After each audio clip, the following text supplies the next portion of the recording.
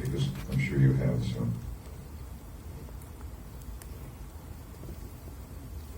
Yes? Yes.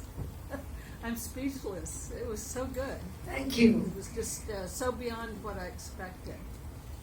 And, you know, it had so many words to it. The lyrics of all the songs were intricate. The script was well written. Were the songs and the script all written by you, or written by one person, or were the songs contributed No, by the various script writers? was written by me and my writing partner, Rima Karti. She's a filmmaker as well, and we write together. So we wrote the script. The songs we actually curated because I knew where I wanted them to come in, and some places I didn't want a song in, but I heard a song that I fell in love with, and I just created a situation to put it in. But there are 54 artists on this album. They're all new, and they're all mainly from the slums. The youngest being 16. He's a 16-year-old beatboxer. And so we workshopped with them. They had never written anything for a story. They had just written for themselves. So certain songs I just picked up and put in, but certain things I workshopped with them and pushed and told them what the narrative is and what the situation is. And then I chose and picked the words that I liked. So it was kind of a curation process. It was a bit tough working with, they're all kids. But they are incredibly talented. And is there a real rapper in India named Gully Boy? No, but now there is. Yeah. Now there is. Yeah. Yes. I'm afraid it's not a question, it's just a compliment. I'm not a rap music fan because I'm not. But I loved the movie, and Thank I was you. in tears throughout the movie. I mean, Thank it's you. just, and it seemed like a 90-minute movie. So it's just Thank wonderful. you, thank you, thank you. Yes, the subtlety that the directing was so wonderful. Like the scene in the bus when the first time they sit together in the bus, and it was so well written and you don't quite understand, and when they share the You know, earphones. in India, in most of our films, at least the Indian film industry, what we call Bollywood, there is a huge culture of there's always a love story. No matter what the genre of the movie is, there's a love story. So there's boy sees girl or girl sees boy. This is the standard scene, and we were like, let's take that scene and subvert that scene and do something interesting with it, which seems like this is the first time they see each other.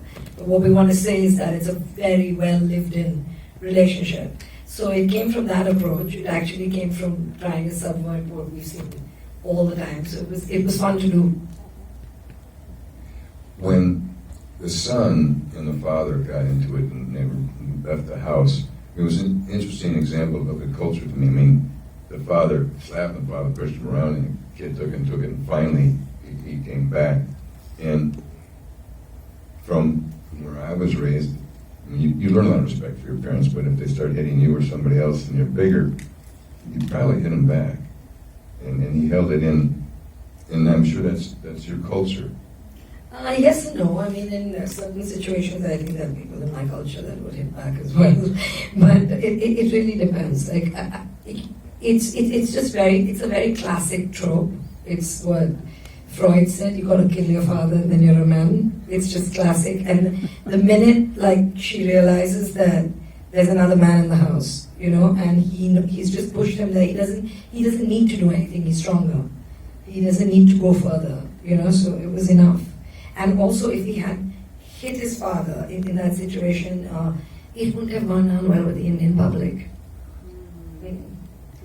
When you were writing it, did you toy with a different ending? I was afraid that the day of the final competition, he was going to get arrested. I toyed with the ending that it ends in the club, and we don't have the montage. Yeah, basically. But I didn't want him to get arrested, because that would just be. I mean, different cultures go to the cinema for very different reasons, and in India, you want to be entertained, you want to be inspired, and you want to know that there's hope. You want to know that my life could be shitty, but it can get better. And I think there's something beautiful in that. I think cinema is kind of larger than life, and I mean, even if you're showing me life, like, let me breathe when I come out, you know, let me know that I can be above it, you know, however dire the situation is. I mean, I kind of like those films. Well, it was really interesting to see, you know, we've all seen films that were the very costumed Bollywood where everybody suddenly breaks into a dance number and this was, and the romance drives it. So this was kind of the same formula, like you said, but it was set to rap. Yeah. So I mean, yeah, this is I broke into music. It was rap. Yeah, and I think this is the first rap movie in India because nobody really knew the scene, you know. But I mean, like our films are the way they are because we have an oral tradition of storytelling, Yes. which has come down through the years, and it was part song. So we would tell a story, and then there would be a song in that story, and then that kind of went into theater, and that kind of went into the cinema. Yeah. And I actually think it's amazing. It's its own syntax, it's its own language. And it's very beautiful, and it's changing, and people are using the form in different ways. And we have a lot of films now that have no music at all, and we have films like this where it's really woven in to the narrative. But there's something magical about the randomness of just cutting to a mountaintop and singing, which is, you know, I wish we never lose that because it's ours. It's nice. Yeah. I'm sorry, I missed the first half of the Q&A, so I had to step out, but how did Nas get involved? Nas got involved because when I was interviewing these kids, these are their references. Tupac, Eminem, Nas, these are like the big boys in their life. And we contacted a couple of rappers that they like Kendrick Lamar. We had contact, and Nas's team responded very favorably to the script. So he and another rapper we had spoken to, and they were very keen on collaborating because they liked the story. And in the beginning, we just wanted his likeness. In the sense, we just wanted to say Nas is coming, and can we use his imagery, and we just wanted to speak about him and use his lyrics in that scene with the slum tourism scene. And when the film happened, they kind of watched the film, and their team was like, "We're interested in doing the track," and we were like, "That would be amazing." So it happened really late, and that's the end credits track, which we put off from this Q&A. But so he collaborated with the two boys. Yeah, it was a dream come true for them. Yeah. Can you talk about your cast? They were phenomenal. Yeah, well, Ranveer and Alia, they are huge stars, the two of them. So it was really nice to have them because it just makes your life simple. Working when you have stars in your film, and you just get money to make it the way you want to make it. So that worked out well. The rest of the cast, I mean, there's the father. If you've seen Monsoon Wedding, he's Dubey from Monsoon Wedding. And the mother's also a theatre actress who's just started doing films, and so is the grandmother. But Sher is a newbie. It's his first movie, and Moeen has done a film before. So they were all new. Kalki is an actress who plays Sky. I've worked with her a couple of times. She's a pretty well-known indie actress. I mean, it was great because I didn't have anyone to play Cher till 3 weeks before the shoot. And I just happened to go to a party, and I saw this boy dancing, and he was really young. And I was like, "Come here." And he came there, and I was like, "I'm Zoya." And he said, "I know who you are. I'm dancing to attract your attention." And I was like, "Okay, that worked." Literally, I was like, "That's fantastic. Do you want to come in and audition?" And he said, "Yeah." He came in the next day. He did the most slamming audition, and he got the part. And 3 weeks before the shoot, and he's a skinny 23-year-old boy, and he was supposed to look older and bigger than Ranveer, and just be a mentor.